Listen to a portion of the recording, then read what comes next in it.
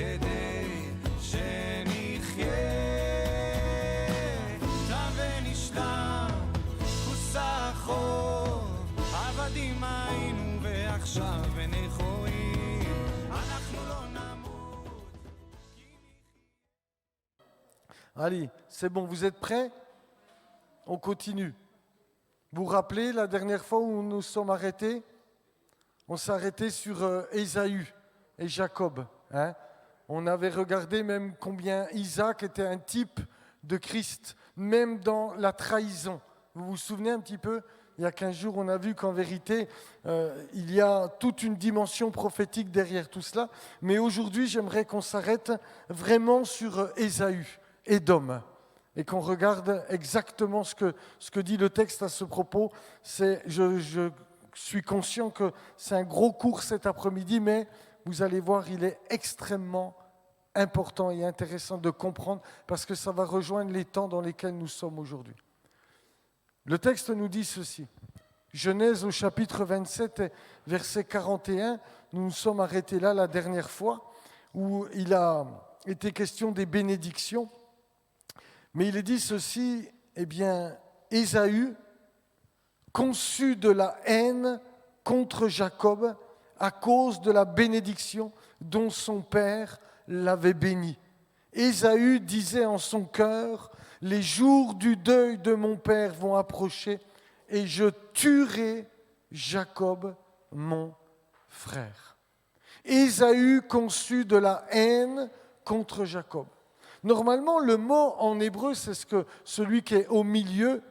Sané, c'est haïr, être odieux. C'est le terme le plus employé dans toute la Bible. Il est employé 146 fois dans toutes les Écritures.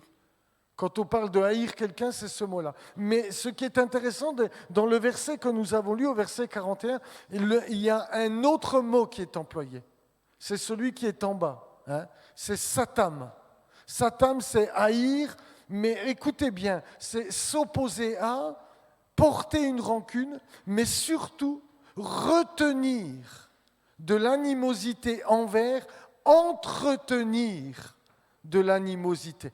Il n'est pas simplement dit dans notre texte que Ésaü va avoir de la haine, le premier mot qui est au milieu, mais il va avoir une haine qu'il va entretenir, une haine qu'il va garder, quelque chose, reste que j'ai envie de dire, qu'il ne voudra pas se débarrasser. Et effectivement, on ne va pas le voir là parce que ça alourdirait notre temps, mais vous vous rendrez compte que 20 ans après, Jacob va fuir pendant 20 ans. Quand il va revenir, il va apprendre que son frère a toujours la même haine et qu'il est venu avec 400 hommes pour découdre avec lui. Et par la seule grâce de Dieu, il va être apaisé et avec tout un stratagème que Jacob va mettre en place. Mais je ne veux pas m'arrêter là-dessus. Ce qui est important, c'est de considérer la haine qui a été la sienne. C'est une haine qui était entretenue. C'est une haine qu'il a volontairement gardée. C'est une haine qu'il n'a pas voulu se débarrasser. Je voudrais qu'on s'arrête sur Ésaü et Édom parce que c'est quelque chose de très très important et quelque chose qui revient dans toutes les Écritures et sur lequel j'aimerais vraiment qu'on fasse un focus cet après-midi. Vous vous rappelez, au chapitre 25, verset 30, nous avions lu que Ésaü dit à Jacob, « Laisse-moi, je te prie, manger de ce roux-là, car je suis fatigué. » Et le texte rajoutait, « C'est pour cela qu'on a donné à Ésaü le nom d'Édom. » Ésaü, on l'a appelé Édom. Pourquoi? Édom, c'est le premier mot en hébreu, ça veut dire rouge ou de couleur rousse. Ça vient d'une racine, c'est la deuxième ligne, Adom, qui veut dire rouge, roux, mais ça s'applique à l'homme, au cheval, à la génisse, aux vêtements, à l'eau et même à ce plat de lentilles. C'est le mot qui est employé quand il dit « Laisse-moi manger, je te prie, de ce roux-là ». C'est Adom. Donc, on lui a donné le nom d'Édom. D'accord? Et Adom, ça vient d'une racine que vous connaissez tous, qui est Adam. Quand dans Genèse, il est dit « Nous disons Adam », mais en hébreu, c'est Adam.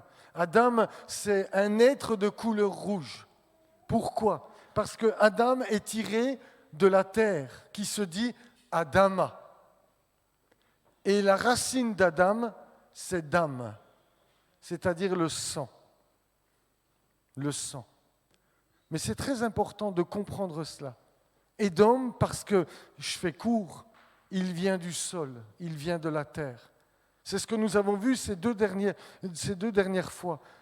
Édom, Ésaü, c'est un homme qui est attaché aux choses de la terre et non pas aux choses célestes. C'est quelqu'un qui ne recherche pas les réalités spirituelles. Ce qui lui importe, c'est la bénédiction terrestre, c'est les choses de la terre. Vous souvenez de tout cela. Et c'est pour cela qu'on lui a donné le nom d'Édom, parce qu'il a méprisé le droit d'aînesse. Il a préféré un plat de lentilles plutôt que tout l'héritage que Dieu avait pour toute la famille d'Abraham. C'est un homme du sol, Édom. À partir du chapitre 36 du livre de la Genèse, il y a, vous l'avez vu maintenant pour ceux qui suivent un peu, ce qu'on appelle les toldotes, c'est-à-dire les postérités. Et il va y avoir un chapitre entier sur Ésaü, Édom. Pas quelques versets, un chapitre entier lui est consacré. Et on va regarder cet après-midi, on va plonger les regards dans cette généalogie, si je puis dire, pour essayer de comprendre qui est Édom. Pourquoi la Bible en parle tant? Qui est ce personnage? Qu'est-ce qu'il représente? Qu'est-ce que cela signifie? Et je voudrais vraiment qu'on prenne le temps de s'arrêter pour comprendre davantage le message biblique. Vous avez vos Bibles ouvertes? Ou vos téléphones? Ouais, c'est bien aussi la tablette. Parce que regardez, je voudrais vous lire quelques versets qui ne vont pas tous s'afficher là, pour que vous compreniez quelque chose de très important. Chapitre 36, verset 1er, il est dit « Voici », là il s'est affiché, « Voici la postérité d'Ésaü qui est Édom ». Maintenant, regardez le verset 8. On va décortiquer tout ça. Ésaü s'établit dans la montagne de Séhur. Ésaü, c'est Édom. Verset 9. Voici la postérité d'Ésaü, père d'Édom. Verset 19. Ce sont là les fils d'Ésaü et ce sont là leurs chefs de tribu. Ésaü, c'est Édom.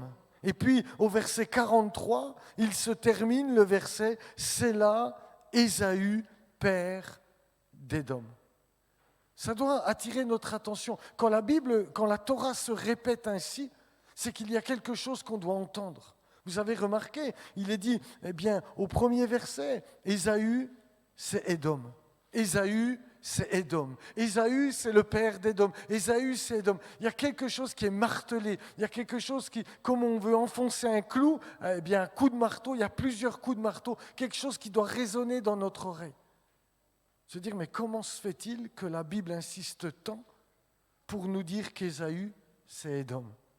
Qu'est-ce qu'on doit entendre? Qu'est-ce qu'on doit comprendre? Oui, on vient de le voir. Édom, c'est celui qui est attaché aux choses de la terre. C'est celui qui a méprisé le droit d'aînesse. Mais y aurait-il autre chose derrière tout cela?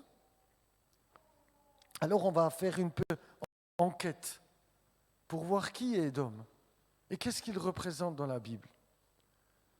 Au chapitre 36, toujours, et au verset 2, il est dit ceci. Ésaü prit ses femmes parmi les filles de Canaan, Ada, fille d'Élon le Hétien, Oholibama, fille d'Ana, fils de Tsibéon le Hévien, et Basmat, fille d'Ishmaël, sœur de Nébajot. Ça commence à devenir très intéressant. Ésaü s'est aussi allié avec la famille d'Isaac, d'Ishmaël, qui lui avait tenté de faire périr. Vous vous souvenez ou pas? Isaac. Ils vont s'unir par lien de mariage. Mais ça en dit long.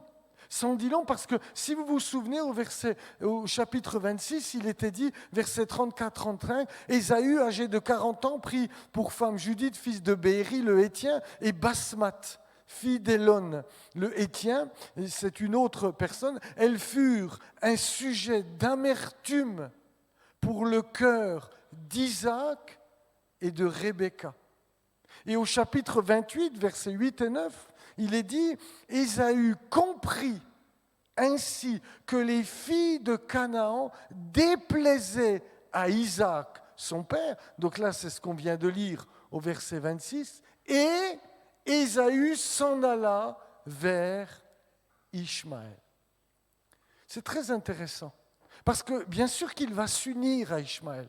Ils vont s'unir par des liens de mariage. Deux frères qui étaient les premiers, mais qui n'ont pas reçu la bénédiction. Deux frères qui, quelque part, n'ont pas été choisis par Dieu. Deux frères qui ont tenté de faire périr. Deux frères qui sont pleins de haine et qui vont s'unir dans un seul but. Ésaü, il n'a qu'un seul but, c'est le cœur d'Isaac. Vous avez remarqué ? Il est dit, elles furent un sujet d'amertume pour le cœur d'Isaac et de Rebecca. Alors que le texte nous avait dit que Isaac aimait Ésaü, et Rebecca, elle avait une petite préférence pour Jacob, vous vous rappelez ? Et là, le texte nous dit, mais d'abord, c'est le cœur d'Isaac qui est touché. Et ensuite, elle dit, Ésaü comprit ainsi que les filles de Canaan déplaisaient à Isaac, son père. Édom, c'est quelqu'un qui en veut au fils. Vous me suivez ou pas ? Quand je dis le fils, c'est Isaac, à l'image du père, Abraham. Isaac, c'est quelqu'un qui cherche à nuire au fils. C'est quelqu'un qui en a après le fils. Première chose. Donc il va s'unir à l'ennemi du fils pour nuire. Au verset 8, on va un petit peu plus loin dans notre enquête. Vous me suivez toujours ou pas ? Ésaü s'établit dans la montagne de Séhir. Et il est répété ce que nous avons lu. Ésaü, c'est Édom. Verset suivant, verset 9, il est dit, voici la postérité d'Ésaü, père d'Édom, dans la montagne de Séhir. Dans cette postérité du chapitre 36, maintenant, on va basculer sur la montagne de Séhir. Mais il faut comprendre d'où vient cela. Et c'est Moïse qui va l'expliquer en Deutéronome, au chapitre 2, verset 12, que j'ai cité là. Il est dit, Séhir était habité autrefois par les Horiens. Les enfants d'Ésaü les chassèrent, les détruisirent devant eux, et ils s'établirent à leur place, comme l'a fait Israël dans le pays qu'il possède et que l'Éternel lui a donné. En fait, c'est une terre que Dieu va lui donner. La montagne de Séhir, c'est le domaine d'Édom, c'est le domaine d'Ésaü. Mais ils sont venus prendre la place de ceux qui étaient là. Et nous allons voir qu'il va y avoir une association entre les enfants d'Ésaü et les filles de ceux de Séhir. Mais on va voir ça dans un instant. Ça se situe ici. Voilà le pays d'Israël. La montagne de Séhir, c'est cette partie-là. Oh purée, cette partie ici, avec les deux grandes villes, Botsra et Théman. Voilà où se situait la montagne de Séhir, dans le sud du pays d'Israël. Toute une partie, toute sa partie Botsra, Théman, toutes les villes, Petra aujourd'hui, qui est très connue, c'est dans la partie qu'on appelle la Jordanie actuelle. Ils se situaient ici. C'est ici qu'ils ont pris les montagnes, c'est ici qu'ils se sont installés. Mais voilà ce que le texte, je reviens au chapitre 36, nous dit « Voici les fils de Séhir, le Horien, anciens habitants du pays, Lotan. » C'est-à-dire, voici un des fils de cet homme-là. Les fils de Lotan furent Hori et Emam. La sœur de Lotan fut Timna. D'accord ? Retenez bien ça. Je sais que c'est un petit peu des va-et-vient, mais c'est important. Parce qu'au verset 12, il était dit ceci. Voici les noms des fils d'Ésaü, Éliphaz, fille d'Ada, femme d'Ésaü, Réouël, fils de Basmat, femme d'Ésaü, et Timna, donc cette fille-là, elle était la concubine d'Éliphaz, donc c'est-à-dire un fils d'Ésaü. Elle enfanta à Éliphaz Amalek. Ça commence à devenir intéressant. Parce que eux, c'est du sérieux. Amalek descend d'Édom. L'association Ésaü-Ishmaël, c'est aussi Édom. D'accord ? C'est Amalek qui inaugurera l'hostilité armée contre Israël. Ésaü fut l'ennemi juré d'Israël pendant des siècles. La guerre commença dès la conception. Vous vous souvenez que nous avions vu, le mot qui est employé, c'est « il se battait, mais violemment dans le sein », à tel point que Rebecca, elle a été trouvée Dieu en disant « écoute, si c'est ça, laisse tomber, quoi ». Puis il va lui dire « mais il y aura deux nations, et la plus petite va assujettir la plus grande ou la plus forte ». Dès la conception, et se poursuivit à la sortie d'Égypte avec l'attaque d'Amalek. Puis l'opposition continua, nous le verrons tout à l'heure, en empêchant les fils de Jacob de passer sur leur territoire jusqu'à la participation de la destruction de Jérusalem. Édom est resté un grand peuple pendant très longtemps, mais a fini par disparaître, nous allons le voir, dans le cours de l'histoire environ 400 ans avant Jésus-Christ. Amalek. Exode. Chapitre 17, le peuple vient de sortir d'Égypte. Et il est dit, Amalek vint combattre contre Israël à Réphidim. Vous connaissez tous ces histoires-là. Et Dieu dira ceci, Deutéronome, chapitre 25, versets 17 et 18, « Souviens-toi ». C'est Dieu qui parle. Il dit à Israël, « Souviens-toi de ce que te fit Amalek pendant la route, lors de votre sortie d'Égypte. » Comment il te rencontra dans le chemin sans aucune crainte de Dieu. Il tomba sur toi par derrière, sur tous ceux qui se traînaient les derniers, pendant que tu étais las et épuisé toi-même. Souviens-toi de qui et surtout de ce que tu as fait, Amalek. Amalek, ce sont des gens qui n'ont pas de crainte de Dieu. C'est des gens qui se sont attaqués aux plus faibles, qui se sont attaqués sur les derniers de la marche. Et pendant que vous étiez en marche, ils n'ont pas eu aucune pitié à votre égard. Et le texte continue dans le Deutéronome et Dieu dit, « Tu effaceras le nom d'Amalek de dessous les cieux. » Mais Amalek, c'est Édom. Je me répète pour que vous me compreniez bien. Vous me suivez toujours ou pas ? Oui ? Amalek, c'est Édom. Et puis, le livre des Nombres nous dit ceci. De Kadès, Moïse envoya des messagers au roi d'Édom pour lui dire « Ainsi parle ton frère Israël. Tu sais toutes les souffrances que nous avons éprouvées. Laisse-nous passer par ton pays. Nous ne traverserons ni les champs, ni les vignes, et nous ne boirons pas l'eau des puits. Nous suivrons la route royale, sans nous détourner à droite ou à gauche, jusqu'à ce que nous ayons franchi ton territoire. » Édom lui dit, « Tu ne passeras pas chez moi. Sinon, je sortirai à ta rencontre avec l'épée. » Je m'arrête là 2 secondes. Je vous ai dit que le mot qui était employé tout à l'heure, c'est une haine qui est entretenue. Vous savez combien de siècles s'est passé entre Ésaü et Jacob est là ? Il y a presque 500 ans. 500 ans qu'il a dit. Tu as eu des problèmes avec ta voix. Mais il avait raison. Il y a eu les 400 ans d'esclavage, plus une partie... Ouais, on va dire 500 ans, il est bien. Et il lui dit, laisse-nous juste passer. On ne prendra ni l'eau du puits, ni rien du tout. Et le texte nous dit, tu ne passeras pas chez moi, sinon je sors à ta rencontre avec l'épée. Une haine qui est entretenue de génération en génération. On enseigne à chaque enfant qu'il faut détester Jacob et Israël. Les enfants d'Israël lui dirent, nous monterons par la grande route et si nous buvons de ton eau, moi et mes troupeaux, j'en paierai le prix. Je ne ferai que passer avec mes pieds, pas autre chose. Il répondit, tu ne passeras pas. Et Édom sortit à sa rencontre avec un peuple nombreux et à main forte. C'est hors de question que tu passes par chez moi. Ça, c'est Édom. Alors, voici ce qui s'est passé. Je reviens avec ma carte.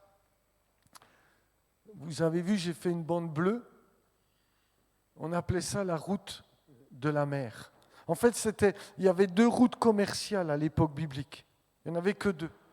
Il y avait la route de la mer ou la route royale.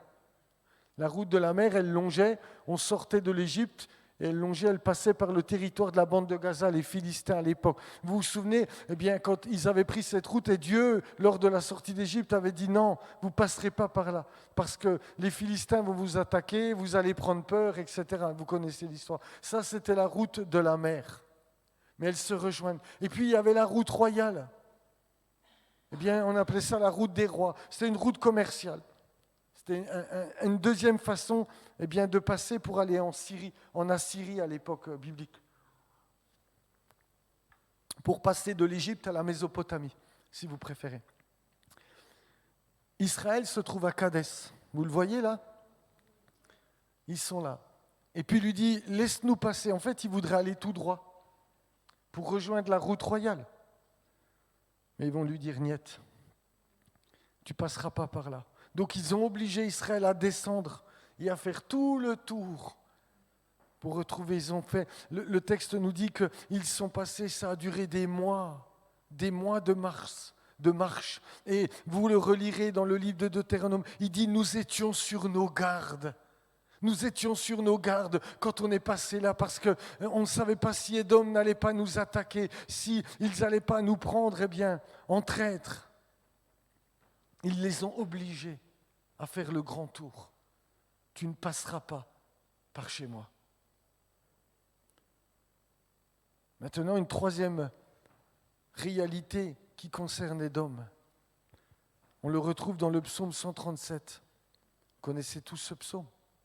Sur les bords des fleuves de Babylone, nous étions assis et nous pleurions en nous souvenant de Sion. Babylone est venue par Nebuchadnezzar détruire le temple et la ville de Jérusalem. Et en 3 vagues successives, il a emmené les Israéliens, dont Daniel, ses amis, à Babylone, en exil. Et il dit là, il nous demandait des cantiques, vous connaissez ? Il dit comment on chanterait des cantiques loin de notre contrée si je t'oublie, Jérusalem. Et puis il se termine avec les versets 7 et 8 en disant « Éternel, souviens-toi des enfants d'Édom, qui dans la journée de Jérusalem disaient raser, raser jusqu'à ses fondements. Fille de Babylone, la dévastée, heureux qui te rend l'appareil, le mal que tu nous as fait. » Ils se sont associés avec Babylone en demandant que Jérusalem soit totalement rasée. Édom, c'est celui qui est attaché aux choses de la terre. Édom, c'est celui qui veut nuire à Isaac. Édom, c'est celui qui s'associe à Ishmaël. Édom, c'est celui qui a engendré Amalek. Édom, c'est celui qui s'associe à Babylone pour la destruction de Jérusalem. Voilà qui est Édom. Voilà pourquoi la Bible en parle abondamment. Ésaü, c'est Édom. Ésaü, c'est Édom. Dans les Écritures, Ésaü, Édom est marqué par une haine antisémite et une violence incessante contre Jacob. Regardez ce que va dire le prophète Ézéchiel, chapitre 35, verset 5. Il parle à la montagne de Séhir dans notre texte. Donc il parle à Édom. Et il va lui dire ceci. Parce que tu avais une haine éternelle. Parce que tu as précipité par le glaive les enfants d'Israël au jour de leur détresse, au temps où l'iniquité était à son terme. Il parle justement de ce qui s'est passé avec les Babyloniens. Je suis vivant, dit le Seigneur, l'Éternel. J'agirai avec la colère et la fureur que tu as montrée dans ta haine contre eux. Au verset 11, Dieu redit, je suis vivant, dit le Seigneur l'Éternel. J'agirai avec la colère et la fureur que tu as montrée dans ta haine contre eux. Et je me ferai connaître au milieu d'eux quand je te jugerai. Ésaü, Édom, est toujours caractérisé dans les Écritures par cette haine éternelle, et cette haine antisémite, cette haine d'une extrême violence, rasée jusqu'à ses fondements. Regardez Amos. Ainsi parle l'Éternel, à cause des 3 crimes d'Édom, même de 4, je ne révoque pas mon arrêt, parce qu'il a poursuivi ses frères avec l'épée, en étouffant sa compassion, parce que sa colère déchire toujours et qu'il garde éternellement sa fureur. C'est quand même fort les mots qui sont employés, n'est-ce pas?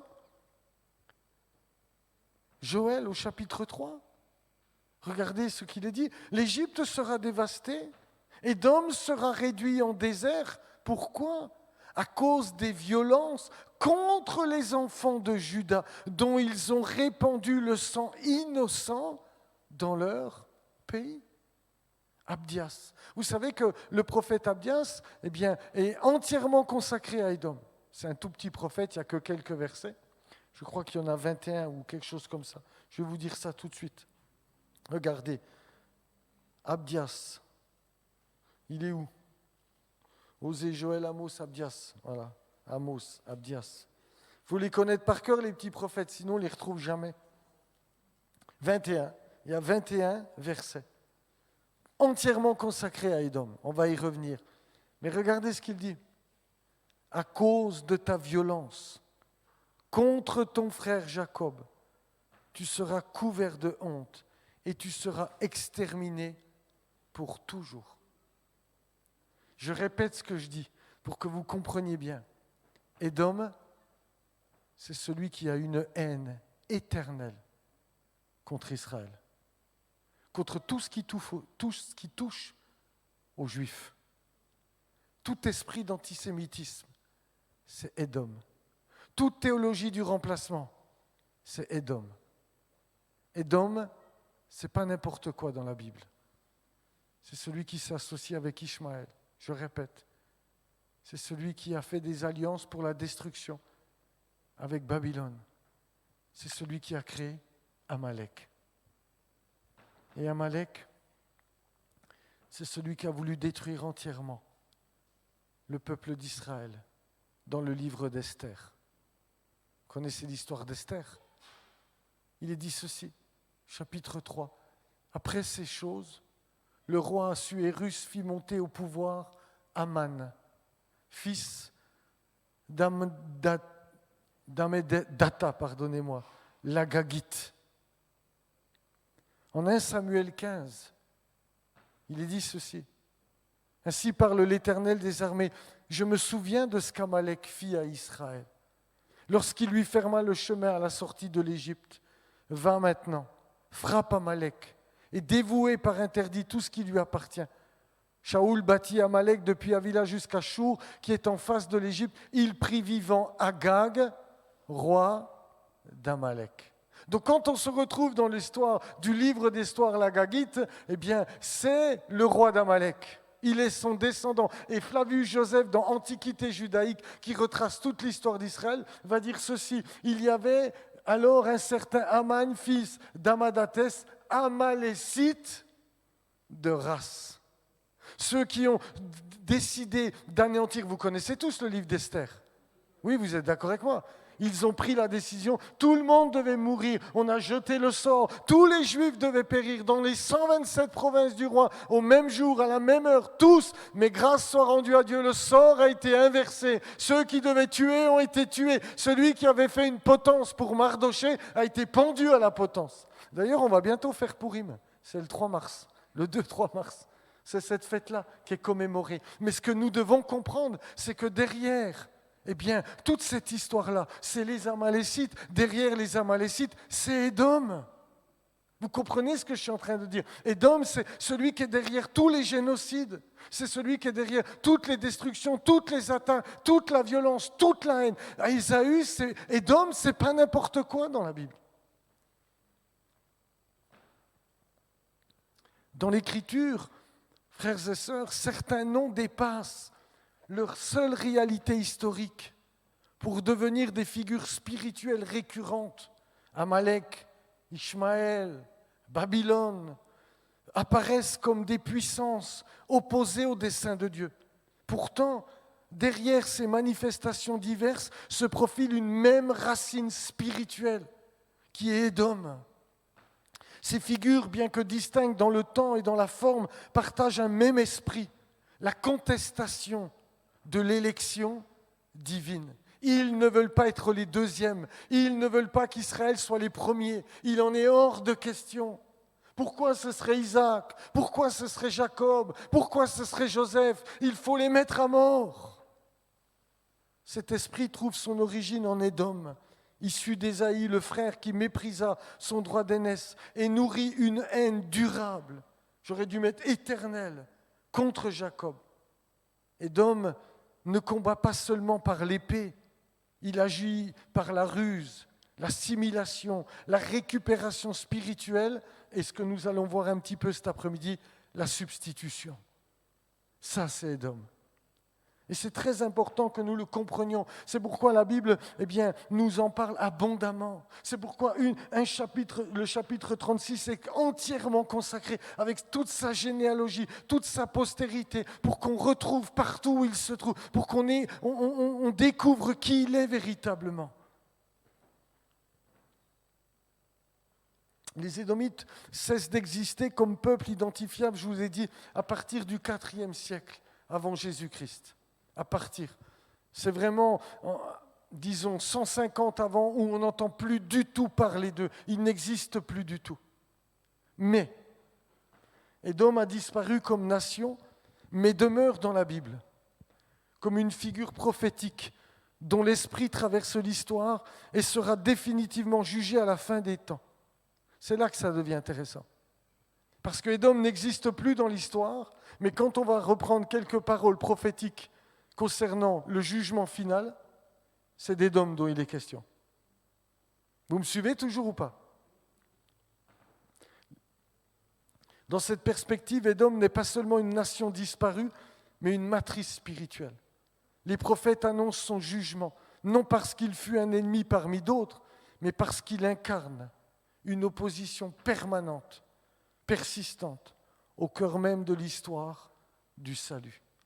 Et nous devons bien comprendre cela, parce que nous sommes aujourd'hui impactés par tout cela. Je continue. Ésaïe, chapitre 34, versets 4 à 10. C'est une prophétie qui concerne le jour de la vengeance de l'Éternel, c'est-à-dire le jour du jugement final. Quand la Bible dit un jour de jugement dans mon cœur, vous savez, une année de grâce, un jour de vengeance. C'est toujours un temps qui concerne la fin. Mais regardez ce qu'Ésaïe va dire. C'est très intéressant. Toute l'armée des cieux se dissout. Les cieux sont roulés comme un huile. Là déjà, vous devriez faire le lien avec un autre passage de la Bible. Qui c'est qui l'a? Non. Oui. Un bon point. Vous vous souvenez ou pas de cela? On a le temps de faire l'exercice ou pas? Allez, venez, on le fait. Regardez avec moi. Ésaïe 34, ouvrez vos Bibles. C'est mieux d'ouvrir la Bible. Merci, mon petit. Regarde. Maintenant, regardez. Chapitre 34, verset 4. Toute l'armée des cieux se dissout. Les cieux sont roulés comme un livre, et toutes leurs armées tombent, comme tombe la feuille de la vigne, comme tombe celle du figuier. Qui maintenant peut me lire Apocalypse 6, versets 13 à 14? Tiens, Joseph, puisque tu as eu la bonne réponse, lis. Apocalypse 6, 13, 14.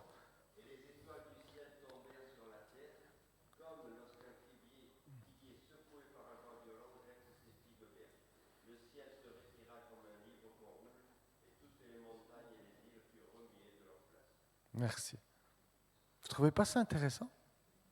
Ésaïe est repris par le livre de l'Apocalypse. Mais je continue. Mon épée s'est enivrée dans les cieux.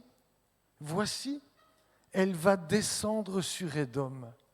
sur le peuple que j'ai voué à l'extermination pour le châtier. Et je vais au verset 8, car c'est un jour de vengeance pour l'Éternel, une année de représailles pour la cause de Sion. Les torrents d'Édom seront changés en poix, et sa poussière en soufre, et sa terre sera comme de la poix qui brûle. Elle ne s'éteindra ni jour ni nuit. La fumée s'en élèvera éternellement, d'âge en âge. Elle sera désolée, à tout jamais personne y passera. Et là, ça doit vous rappeler un autre texte. Qui c'est qui l'a ? Qui a dit Apocalypse aussi ? Mais c'est ça. Très bonne réponse. Apocalypse, chapitre 14, verset 11. Corinne, lis-le-moi. Ah, je vous fais participer maintenant. La fumée de leur tourment monte au siècle des siècles, et ils n'ont pas de repos ni jour ni nuit, ceux qui adorent la bête et son image, et quiconque reçoit la marque de son nom. Je vais jusqu'à 11, c'était juste le 11. Très intéressant. La fumée ne s'éteindra pas. Mais vous avez remarqué que ces deux textes sont comme une parenthèse avec deux parallèles de l'Apocalypse, et ils concernent la fin des temps. Mais qui est concerné ? Édom. C'est bizarre, puisqu'à la fin des temps, Édom n'existe plus. Pourquoi la Bible nous en parle ? Alors je continue. Ésaïe 63, versets 1 à 4. Qui est celui qui vient d'Édom, de Botsra, en vêtements rouges, en habits éclatants, et se redressant avec fierté dans la plénitude de sa force ? C'est moi, qui ai promis le salut, qui ai le pouvoir de délivrer. Pourquoi tes habits sont-ils rouges et tes vêtements comme les vêtements de celui qui foule dans la cuve ? J'ai été seul à fouler au pressoir, et nul homme d'entre les peuples n'était avec moi. Je les ai foulés dans ma colère, je les ai écrasés dans ma fureur. Leur sang a jailli sur mes vêtements, et j'ai souillé tous mes habits, car un jour de vengeance était dans mon cœur, et l'année de mes rachetés est venue. Quand Ésaïe parle du jour de la colère qui s'en vient, la question lui est posée, mais qui est celui qui vient d'Édom ? Une fois de plus, le prophète associe le jugement final sur Édom, un Édom qui n'existe plus dans l'histoire. Mais pourtant, c'est bien lui qui est mentionné. Abdias, une prophétie tout entière, je vous ai dit, consacrée à Édom. Prophétie d'Abdias. Ainsi parle le Seigneur l'Éternel sur Édom. Nous avons appris, écoutez chaque mot, nous avons appris une nouvelle de la part de l'Éternel, et un messager a été envoyé parmi les nations. Levez-vous, marchez contre Édom pour lui faire la guerre. Car le jour de l'Éternel est proche pour toutes les nations. Il te sera fait comme tu as fait. Tes œuvres retomberont sur ta tête, mais le salut sera sur la montagne de Sion. Elle sera sainte, et la maison de Jacob reprendra ses possessions. Et il y en aurait d'autres à lire.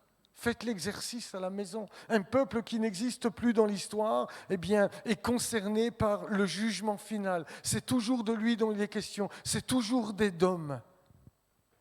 Parce que je vous disais, Édom, c'est une matrice qui a enfanté Amalek, qui a été derrière Babylone, qui a été associé au fils d'Ishmaël. Édom, c'est quelque chose de destructeur pour le peuple de Dieu. Je vais un petit peu plus loin. Selon les sources juives, après avoir quitté Canaan, Ésaü aurait fondé le peuple d'Édom, qui resta très influent jusqu'à l'époque du roi David. C'est très intéressant, on ne va pas le faire là, vous le ferez à la maison, mais j'ai relevé que c'est seulement David qui a réussi à vaincre Édom. C'est le seul, le roi. Il n'y a que lui dans les Écritures, c'est prophétique. du roi qui va les soumettre. L'historien Flavius Joseph rapporte que Céphon, petit-fils d'Ésaü, serait le fondateur de la ville de Rome. Et Rachi, vous savez, le commentateur Rachi, maintenant vous connaissez un petit peu, attribue la bénédiction de la grâce contrée. Vous savez, quand il va recevoir la bénédiction, eh bien, je vous ai dit, c'est faux de traduire « tu n'auras pas la graisse de la terre ». Il va dire « tu auras la graisse de la terre et la rosée du ciel ». Vous vous souvenez ce qui était inversé. Et Rachi explique que la graisse de la terre, eh bien, en fait, cette grâce contrée à l'Italie. Ésaü s'était vu attribuer de nombreux territoires, dont Magdiel, qui n'est autre que Rome. Voilà ce que dit la tradition hébraïque. Et Genèse 36, toujours dans notre chapitre 36, dit « Voici les noms des fils d'Ésaü, Éliphaz, les fils d'Éliphaz, Théman, Omar, Tsépho. » Donc c'est lui qui était associé comme fondateur de la ville de Rome.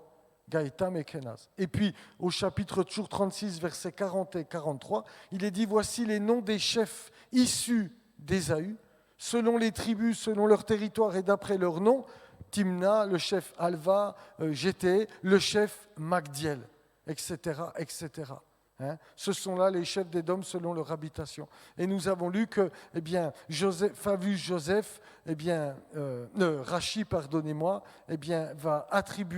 va dire que Magdiel, c'est Rome. Dans la tradition hébraïque, Édom, c'est Rome. Et il lui est associé. Et c'est ce qui explique pourquoi, la racine première d'Édom, c'est Dam. Vous vous rappelez ou pas ? Ça veut dire le sang. Édom est celui qui a fait couler beaucoup de sang. Et Rome a été très violent dans ses conquêtes.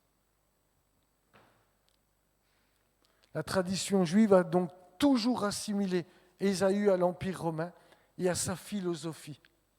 Le combat ancestral entre les deux frères est de nature essentiellement spirituelle, génératrice d'une haine congénitale à la source de l'antisémitisme.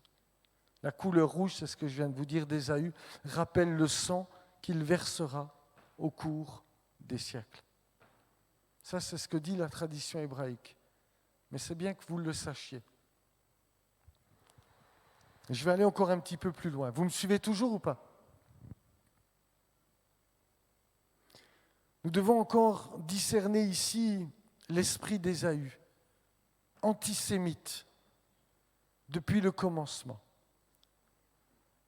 Depuis des siècles, une influence issue de la pensée d'Ésaü s'est progressivement insinuée dans le christianisme. Je voudrais vous parler de quelque chose que je n'ai encore pas parlé. On voulait en parler rapidement, puis avec Fred, en discutant, on s'est dit, on va attendre un petit peu, par peur de déstabiliser. C'est la théologie du remplacement. Je vais juste effleurer le sujet pour que vous compreniez de quoi il ressort. Elle conduit certains croyants à venir à Dieu par Jésus, le Messie d'Israël, tout en s'éloignant de leurs racines bibliques et en recevant le renseignement spirituel d'un héritage romain qui a souvent nourri le rejet d'Israël. Jacob, le juif, est devenu le prototype du trompeur et menteur qui a usurpé les bénédictions de son frère. Et depuis ce jour, on a toujours dit Jacob, c'est le tordu. La théologie de substitution enseigne que le peuple élu est désormais l'Église, non juive, que la Torah n'est plus valide. Elle est réservée uniquement pour le peuple que Dieu a rejeté. Après la résurrection, les premiers croyants se multiplient en Israël et la puissance de Dieu s'est manifestée avec force. Vous connaissez le livre des Actes des Apôtres. Après la destruction du second temple en l'an 70, la foi se propage rapidement dans l'Empire romain malgré toutes les persécutions. L'Église a progressé rapidement. Dieu les accompagnait par des signes, des prodiges. Mais voilà qu'au IVe siècle, Rome va changer totalement de stratégie.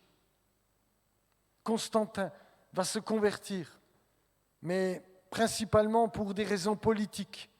Et le christianisme, comme on l'a appelé à partir de cette période-là, il faut savoir que jusqu'à cette période, le christianisme n'existe pas.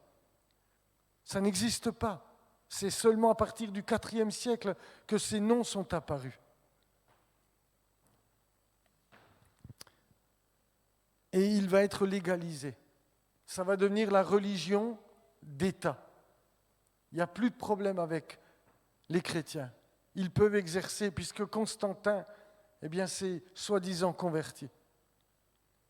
L'édit de Milan, en 313 de notre ère, accorde la tolérance aux chrétiens, tandis que les Juifs sont marginalisés. Le concile de Nicée marque une rupture décisive. À partir de là, c'est quelques années plus tard que l'édit de Nantes, le calendrier biblique est abandonné.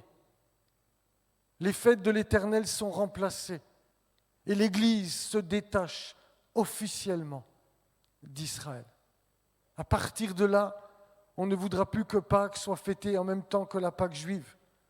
On va y ajouter un S à Pâques, parce que la nôtre, elle est meilleure que la leur. Vous comprenez? À partir de là, tout va être changé. Les dates des fêtes vont être modifiées, puisqu'on ne va plus se baser sur le calendrier biblique qui est un calendrier lunaire. On va se baser sur le calendrier solaire. Donc les fêtes ne doivent plus tomber aux mêmes périodes que celles des Juifs, parce qu'il ne faut plus qu'on ait de lien avec eux. Rome est à l'origine de tout ce que le christianisme a vécu depuis 2000 ans. Alors je sais qu'en disant ça, c'est problématique, parce que nous nous heurtons à 20 siècles d'histoire. J'en discutais l'autre soir avec Frédéric quand il m'a accompagné à la conférence à Antibes. Et à la fin, il me dit « Mais tu ne te rends pas compte? Tu te heurtes à 2000 ans d'histoire. » Donc c'est sûr que c'est compliqué, mais il faut qu'on regarde les choses en face. Et puis là où on doit se corriger, il faut qu'on se corrige. Vous êtes d'accord avec moi? Alors je ne suis pas en train de vous dire, ne vous inquiétez pas, on ne va pas se faire circoncire et faire Shabbat et compagnie, soyez sans crainte. Mais il y a des choses qu'on doit redécouvrir, parce que je suis convaincu, c'est le temps de Dieu. C'est le temps où Dieu va ramener Israël et l'Église à ne faire plus qu'un, pour que le Messie puisse enfin venir épouser sa bien-aimée. Amen. Alors je continue. Progressivement, la pensée grecque va supplanter la vision hébraïque de la Bible. S'impose alors l'idée que Dieu aurait rejeté Israël et que l'Église, je répète, non juive, l'aurait remplacé. Cette théologie soutenue par plusieurs pères de l'Église installe durablement la confusion dans notre lecture de ce qu'on appelle l'Ancien et le Nouveau Testament. On va être confus et on ne saura plus. Et puis on va dire que ça c'est terminé, que ça il ne faut plus en entendre parler. Ça tu peux, ça pas. On ne sait plus ce qu'il faut croire réellement. Plusieurs écrits des pères de l'Église témoignent de ce basculement théologique et de la montée d'un discours hostile envers le peuple juif. Et j'ai juste cité quelques-uns, mais vraiment très courtement, parce qu'on verra peut-être ça en détail dans quelques temps. Regardez, Justin Martyr, mort en 160, déclare à un juif: les Écritures nous appartiennent désormais, elles ne vous appartiennent plus. Pourtant, il me semble que dans les 10 paroles que Dieu a données par Moïse, il est dit « tu ne voleras pas ». Mais on leur a volé. C'est fini. Vous êtes plus rien. Croyez-moi, derrière Justin Martyr, il y a Édom. Il y a un esprit. Je continue. Irénée de Lyon, un Français. C'est pas ce qu'on a produit de mieux, mais il est quand même mort martyr, donc on va respecter sa mémoire. Mort en 202, affirme que les Juifs sont déshérités de la grâce de Dieu. Hilaire de Poitiers parle d'un peuple maudit de Dieu à jamais. Jérôme, Saint Jérôme. Non, non, on l'appelle, je n'ai pas dit ça pour moi, on l'appelle comme ça, Saint Jérôme. C'est celui qui a traduit la Vulgate. Jérôme, je vais rester comme ça, tient des propos violemment méprisants à l'égard des Juifs et de leur culte. Jean Chrysostome, surnommé la bouche d'or, développe, j'aurais dû mettre la pire de toutes les théologies, celle du crime déicide. Ils ont tué Dieu, comme si on pouvait tuer Dieu, affirmant que Dieu aurait définitivement rejeté Israël. Pauvre théologie. Parce que si Dieu est capable de les rejeter eux, alors qu'il s'est engagé dans des alliances, pauvre Église que nous sommes. Si Dieu pouvait être infidèle à l'égard de son peuple, est-ce qu'il ne sera pas avec nous? Un Dieu qui est infidèle à son alliance, ça me ferait peur. Un Dieu qui n'est pas fidèle, ça me créerait des angoisses. Mais notre Dieu est fidèle. Notre Dieu fait toujours ce qu'il dit. Et ses alliances sont irrévocables. Ces déclarations ne relèvent pas de l'enseignement biblique apostolique.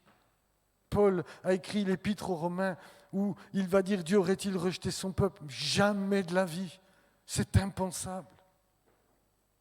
Mais d'une construction théologique progressive, marquée par la rupture avec les racines juives de la foi. Elles poseront les fondements doctrinaux de ce qu'on appellera plus tard la théologie de la substitution ou du remplacement. C'est-à-dire que l'Église a remplacé Israël.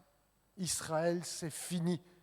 Israël, c'est mort. Quand on fera le cours sur la théologie du remplacement, vous verrez que vous allez à la cathédrale de Strasbourg. Il y a 2 grandes statues sur la cathédrale, datant du XIIIe siècle.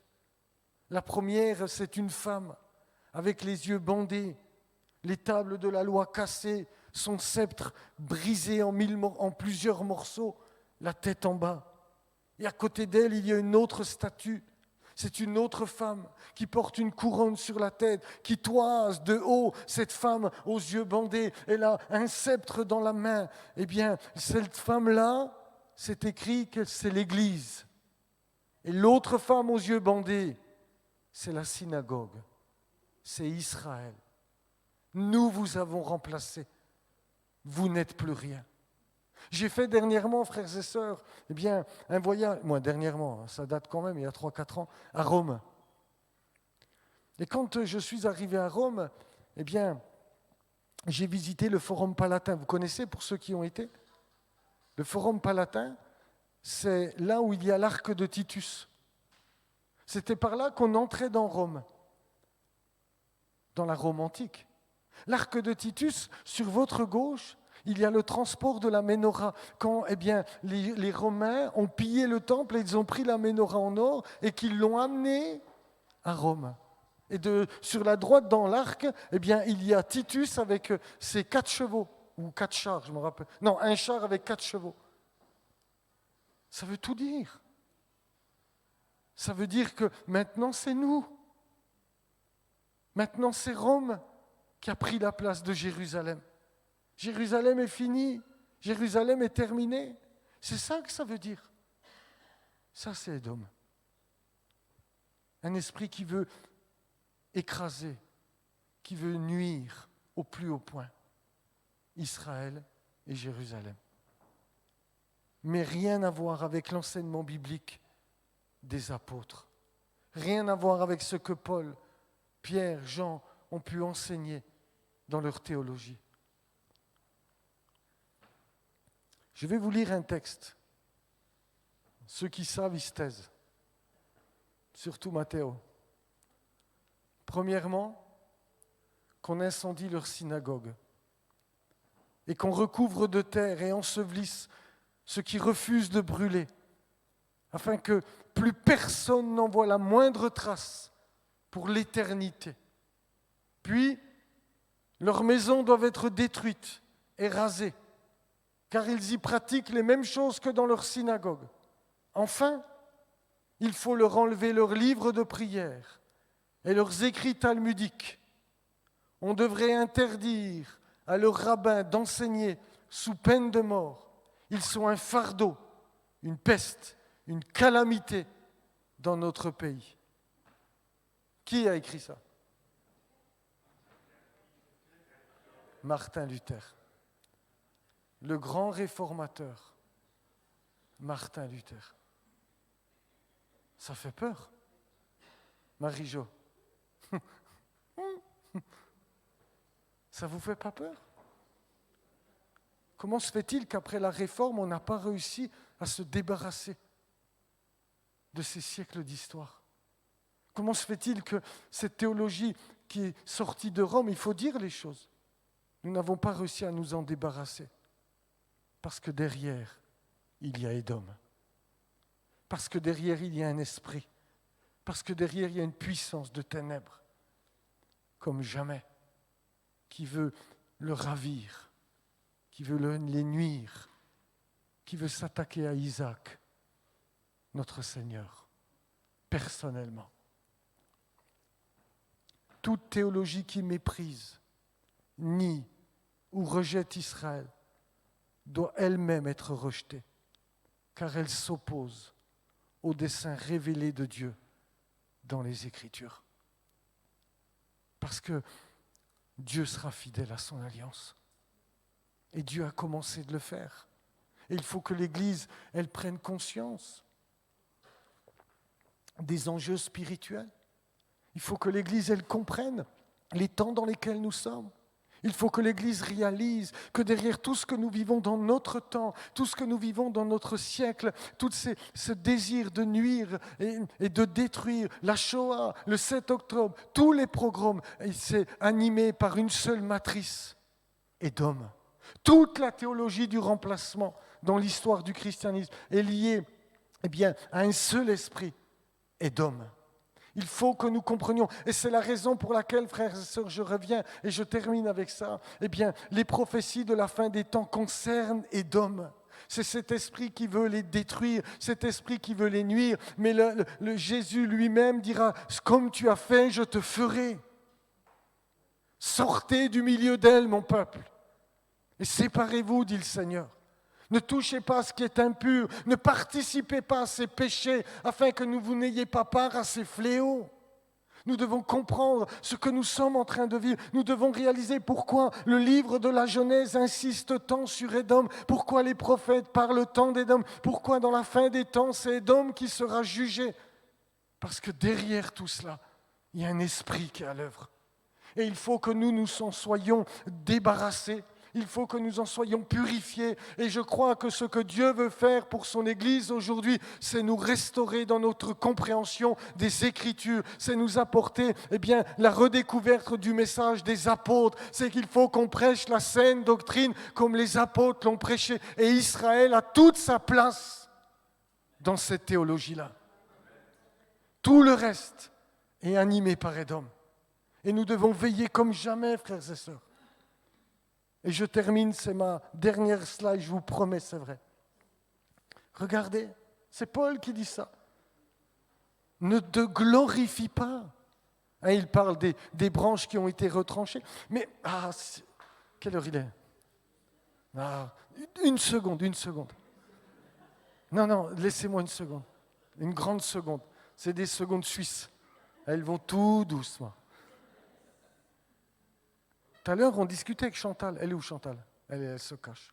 Elle est venue me voir au bureau, puis elle m'a dit, tu pourrais me dire quelle est la traduction la plus fidèle des textes?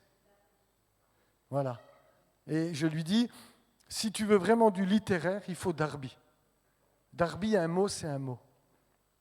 Quelqu'un a la version Darby sur lui? Vous pouvez la voir dans le téléphone. Thomas, cherche Romains, chapitre 11, verset 17. Je vais vous montrer quelque chose, sans vous faire peur. Hein. Ne me remettez pas tout en question. Il y a Fred là, il flippe au fond. Il dit, qu'est-ce qu'il veut? Regardez, Romains 11, verset 17. Il est écrit quoi? Je vous le lis la version seconde. Mais, si quelques-unes des branches ont été retranchées, et si toi qui étais un olivier sauvage, tu as été hanté à leur place et rendu participant de la racine et de la graisse de l'olivier. Ça, c'est le verset 17. Version seconde comme plein d'autres. Tu as été hanté à leur place. Tu peux me lire, Darby? Vas-y. Oui.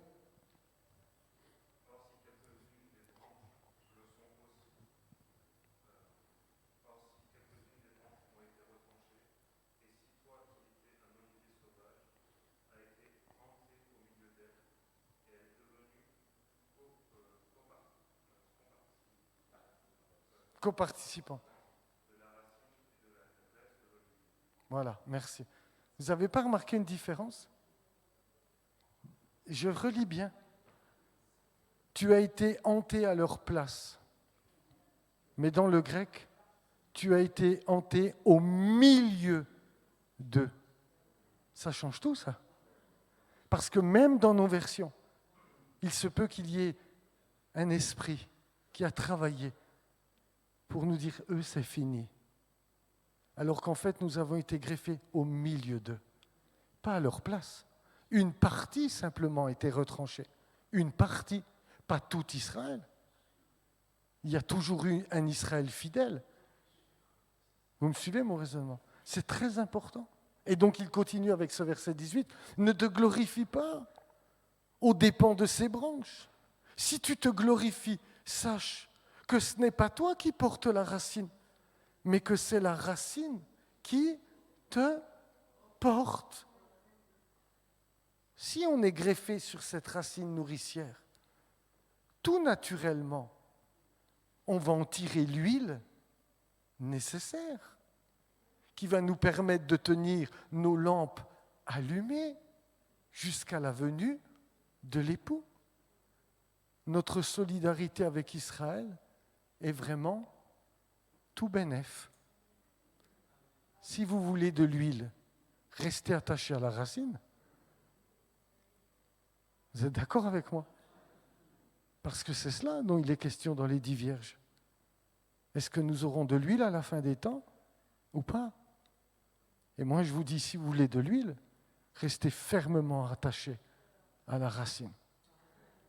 Et c'est ainsi que le Seigneur nous glorifiera quand il reviendra. Prenons garde à Édom.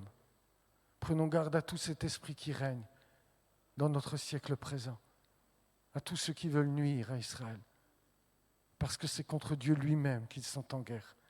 Et il est hors de question que nous, l'Église, nous faisions partie de ceux qui sont en révolte contre le Seigneur Jésus-Christ. Il est hors de question que je cherche à nuire au cœur de mon Seigneur, comme Ésaü voulait déplaire au cœur d'Isaac. Il est hors de question que je m'associe avec tous ceux qui cherchent à détruire le peuple que Dieu a élu. Il est hors de question que j'entretienne cette théologie qui dit « Eh bien, j'accepte pas que vous soyez les premiers, c'est nous maintenant. » Il est hors de question de pactiser avec Édom, parce que c'est dangereux. Ils seront jugés sévèrement lorsque Christ apparaîtra sur les nuées du ciel. Vous me dites Amen et je me tais. On prie. On va prier. Seigneur, nous voulons te bénir. Te bénir parce que ta parole est une source de richesse sans égale. Tu ne nous as rien caché. Tu ne nous as jamais trompés. Dès le commencement, tu nous annonces ce que sera la fin. À travers ces textes du livre de la Genèse, tu enrichis notre compréhension de toutes les Écritures.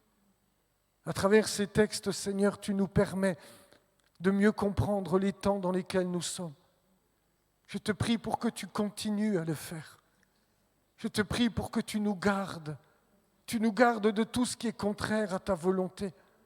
Seigneur, je te supplie de nous garder de cet esprit d'Édom et de sa destruction et de ses vols et de tout de toutes les oppositions qu'il a manifestées dans l'histoire.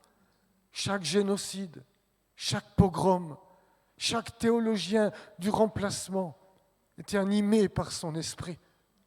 Nous te rendons grâce de ce que peut-être un peu de lumière a été projetée sur ton Église cet après-midi. Donne-nous de grandir dans la compréhension des Écritures. Donne-nous de poser des regards justes, clairs, prévoyants sur les temps dans lesquels nous sommes. Garde-nous de nous tromper nous-mêmes. Fais-nous grâce. Fais ton œuvre au-dedans de nous. Et par ton bon esprit, maintiens-nous dans la saine doctrine. Je te le demande de tout mon cœur, par Jésus-Christ notre Seigneur. Amen. Amen. Que le Seigneur vous bénisse